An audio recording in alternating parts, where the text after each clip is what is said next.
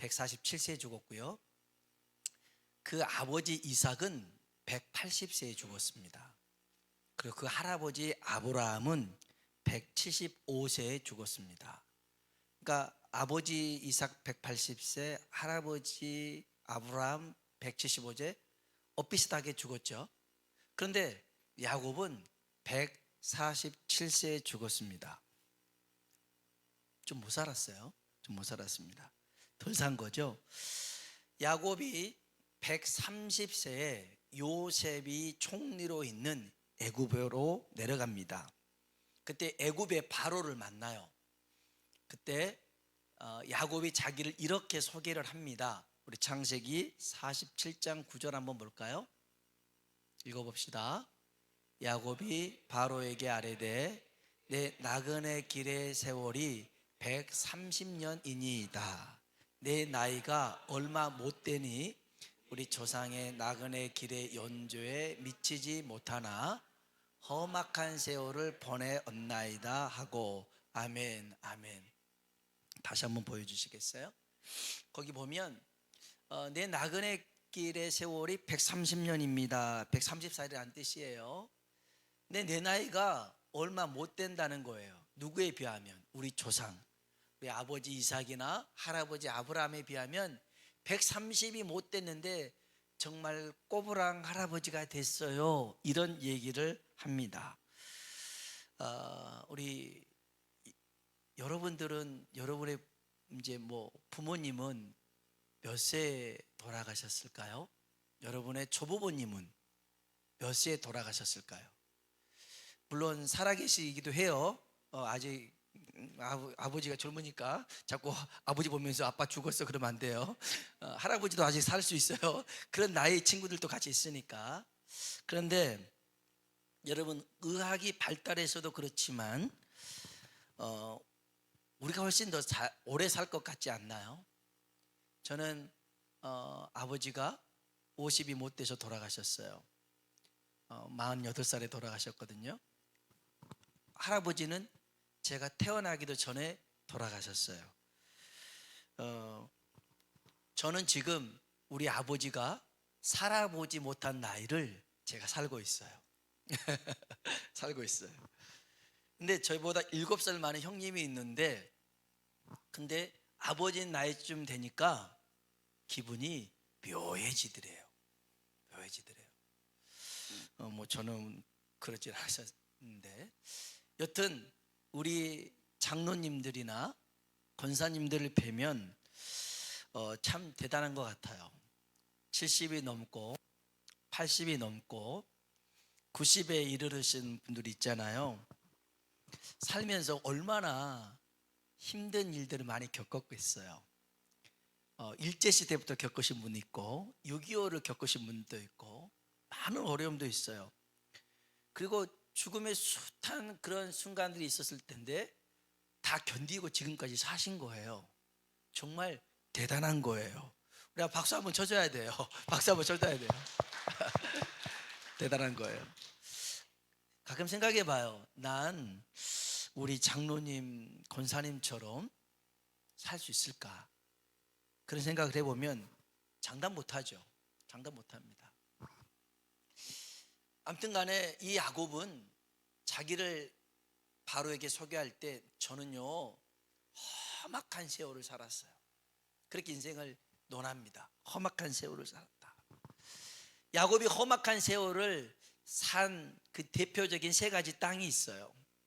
그 첫 번째 땅은 홀로서기의 땅이었어요. 창세기 28장에 나오는 베델의 땅인데요. 한번 볼까요? 창세기 28장 10절로 11절입니다. 야곱이 브엘세바에서 떠나 하란으로 향하여 가더니 한 곳에 이르러는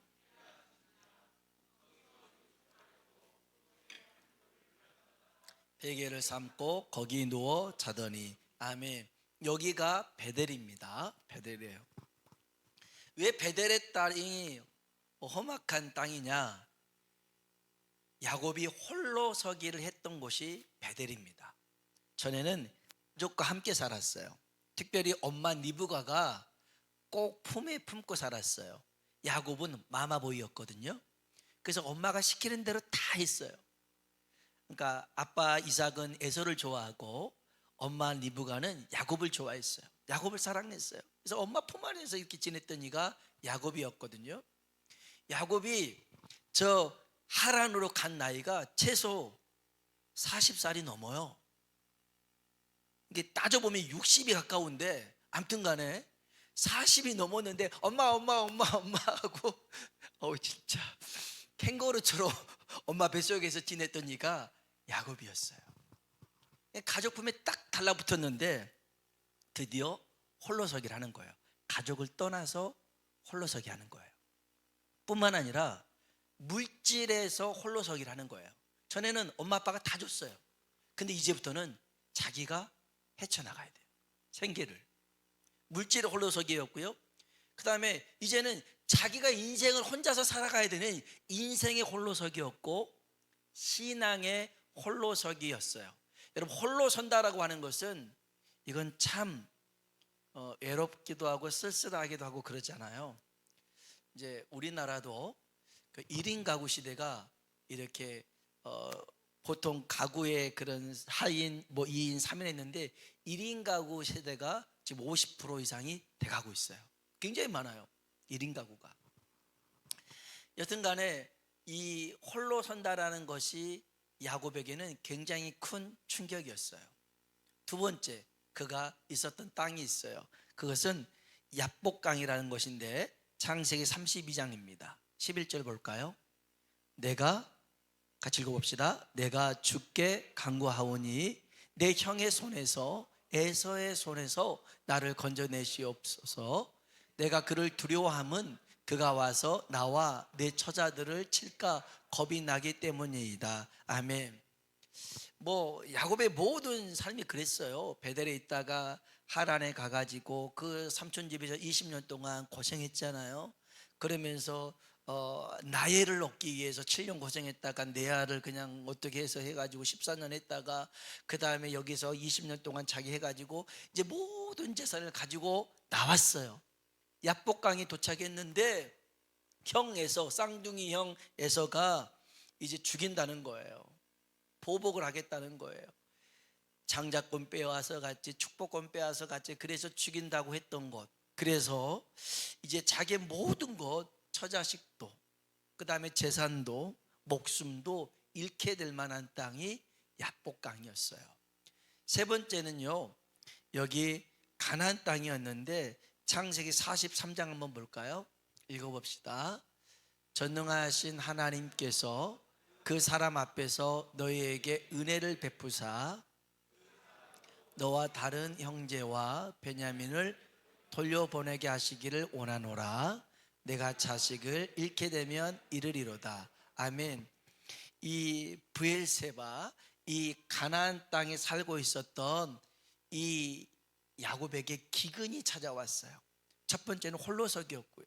두 번째는 그 형이 죽이려고 했던 두려움의 땅이 야복강이었다면, 세 번째 땅은 기근의 땅이었어요. 물론 그 중간에 세겜도 있었지만 그냥 넘어가고요. 이 기근이 찾아왔어요. 근데 이 가나안 땅은 어떤 곳이냐면 사랑하는 라헬이 죽은 땅이에요. 그래서 묻었어요.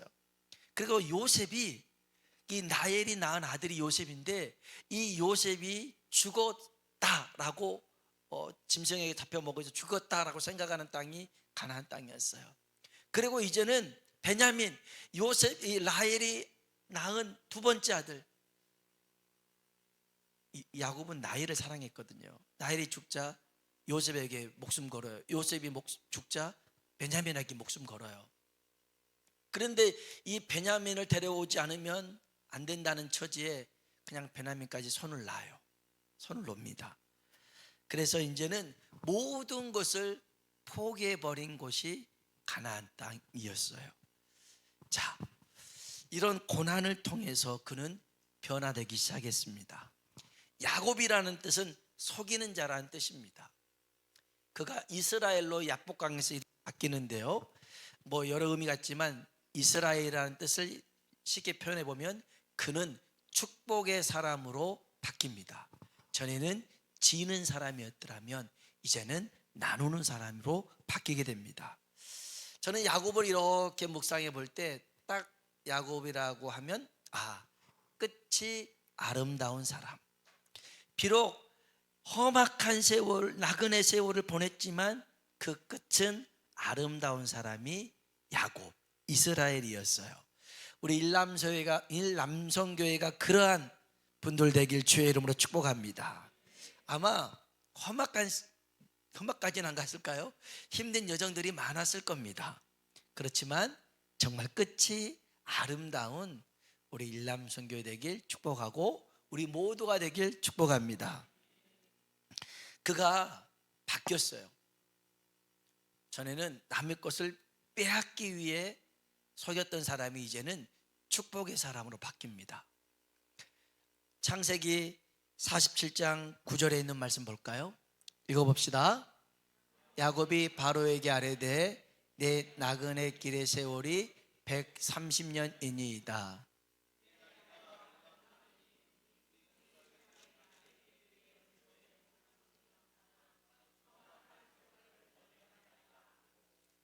아멘.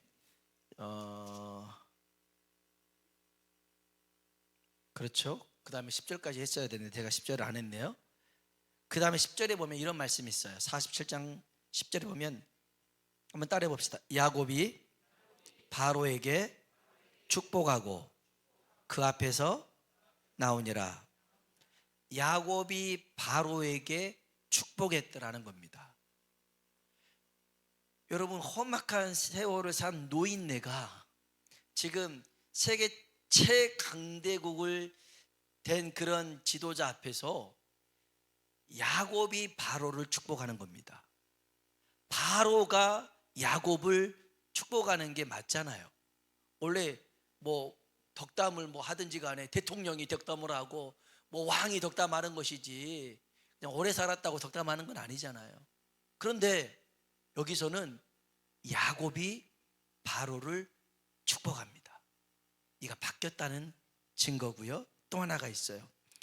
창세기 49장 28절 볼까요? 같이 한번 읽어볼까요? 이들은 이스라엘의 12지파라. 이와 같이 그들의 아버지가 그들에게 말하고 그들에게 축복하였으니 꼭 그들 각 사람의 분량대로 축복하였더라. 아멘. 아멘. 이제는 12명의 자녀를 12지파로 생각해서 축복합니다. 바로를 축복하고요, 자녀를 축복합니다.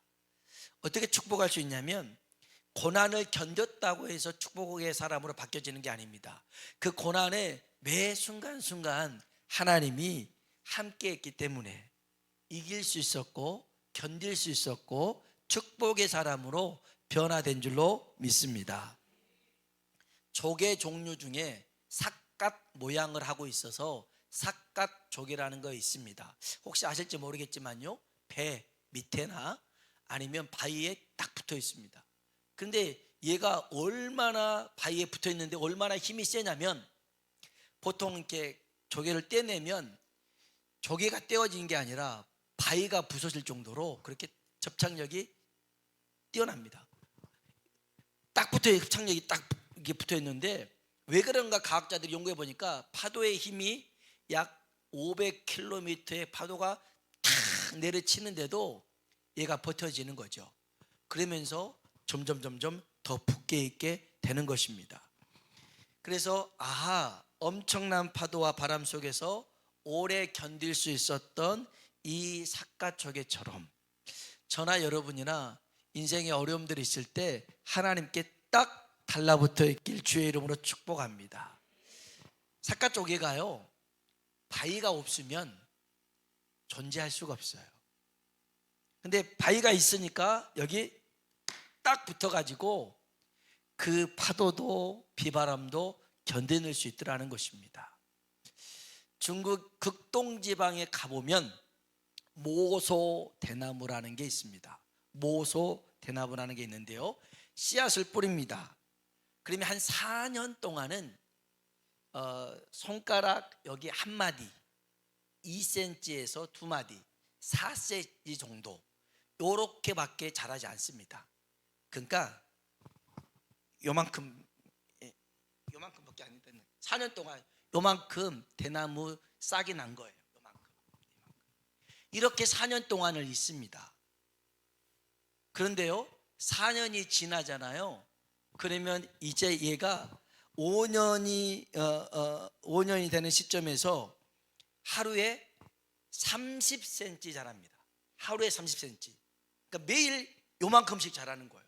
4년 동안은 요만큼 있다가 쑥 자랍니다. 우리 애들이 이렇게 쑥쑥 자랐으면 좋겠어요. 이렇게 쑥쑥. 근데 이 요만했던 모소 대나무가 자라면 이 높이가 한 6m 정도 되거든요. 이거 2배 정도 이상의 나무로 쭉 자랍니다. 요만했던 게 이렇게 자란 거 보면 얼마나 신기한지 모릅니다. 근데 왜 그런가 봤더니 얘가 그 4년 동안을 밑으로 뿌리를 뻗어가더라는 거죠. 죽은 것처럼 보였지만 뻗어나가면서 얘가 자랄 준비를 하고 있었던 거예요. 이렇게 자란 이 모소 대나무는요, 강한 태풍이나 비바람에도 끈떡하지 않고 부러지지 않는다는 거예요. 휘어지지도 않고 부러지지도 않는 그런 대나무가 되더라는 것입니다. 야곱도 마찬가지였어요. 사실 고난 없는 인생이 어디 있겠어요. 그러나 그 고난 속에서 하나님이 함께 해 주셨어요. 그러면서 그냥 견딘 것만 아니었어요. 하나님의 손에서 다른 모습으로 빚어지기 시작하더라는 거예요. 그 속이고 빼앗는 사람이 나누고 축복의 사람으로 바뀌었어요. 바로를 축복하고 자녀들을 축복하고 바뀌었어요. 제가 이 말씀을 묵상하면서 딱 한 가지 아쉬웠던 게 있었어요. 형을 속이고 아버지를 속이며 가로챘던 축복권을 왜 노년에 돼서 죽을 때가 돼서 사용했을까? 그 전에 다른 사람들을 많이 축복하면서 왜 살지 못했을까? 젊은 날에 주위 사람들에게 축복권을 사용하면 참 좋지 않겠습니까? 다윗이 하나님의 궤가 자기 성으로 들어옵니다. 다윗성 시온성으로 들어옵니다. 얼마나 기뻤는지 몰라요. 춤을 춥니다. 춤을 추고 난 다음에 자기 돈으로 떡을 만들고 자기 돈으로 음식 만들어서 백성들한테 다 나눠줍니다. 그리고 만나는 사람들마다 축복합니다. 야, 하나님이 너를 잘 되기로, 너를 축복하기를 원하신다. 너도 맨날 하나님의 은혜 속에 살아가기를 원한다. 축복합니다. 만나는 사람마다 다 축복하고, 누구 축복하지? 미갈, 사울의 딸 미갈을 축복하러 가야지. 미갈을 축복하러 갑니다. 너도 떡 하나 먹어. 그러면서 막 축복하러 갔더니 미갈 하는 말이, 에이구, 왕이 얼마나 주책을 떨든지 그 춤을 추는 모습이 가관인데 춤추다 보니까 속옷도 바지 내려가는지도 모르고 그렇게 춤을 춥디다, 너무 합디다, 이렇게 얘기하는 거예요. 그래서 다윗이 그래요. 나는 내 하나님 앞에서 춤을 춘 거야. 하나님이 나와 내 집에 들어온 것에 너무 기뻐서 춤을 춘 거야. 그러면서 그 뒤로 미갈을 찾질 않아요. 여러분, 축복할 수 있는 것이 복인 줄로 믿습니다. 축복을 달라고만 하지 말고요, 여러분이 정말 나중에 가서 니네 잘되라가 아니라 지금 여러분이 살아가고 있는 이 순간순간에 여러분의 주변에 있는 사람들을 축복해 주는 사람 되길 주의 이름으로 축원합니다. 우리 옆 사람 보고 한번 축복해 줍시다. 하나님이 당신과 함께 하길 축복합니다. 한 번 더요. 모든 일에 하나님으로 형통하길 축복합니다. 모든 일에 하나님으로 형통하길 축복합니다. 아멘. 축복의 사람이 되십시오. 하나님이 이미 우리에게 거룩한 제사장의 직분을 주신 줄로 믿습니다. 그래서 주님이 제자들에게도 너희가 어느 집에 가든지 간에 먼저 축복해 줘라. 그 축복과 평안이 그 집에게 임할 그릇이 되면 임할 것이고, 그렇지 않으면 너에게 돌아올 것이다. 잠언서 11장 11절에는 이런 말씀이 있습니다. 같이 한번 읽어볼까요? 성읍은 정직한 자의 축복으로 인하여 진흥하고 악한 자의 입으로 말미암아 무너지니라. 아멘. 성읍은 정직한 자의 축복으로 진흥, 부흥한다라는 거예요. 축복이 임한 겁니다. 악한 자의 입으로 말미암아 무너지더라는 겁니다. 동일합니다. 여기 정직한 자든 악한 자든 간에 동일하게 말이 있습니다. 정직한 자도 축복의 말이 있고 악한 자도 저주의 말이 있어요. 정직하든 악하든 간에 이들을 통해서 나오는 그 말들로 성읍이 진흥하든지 무너지든지 하더라는 거예요. 여러분, 살아 생전 정말 날마다 여러분 주변에 있는 사람을 축복하며 사는 하나님 사람 되길 주의 이름으로 축원합니다.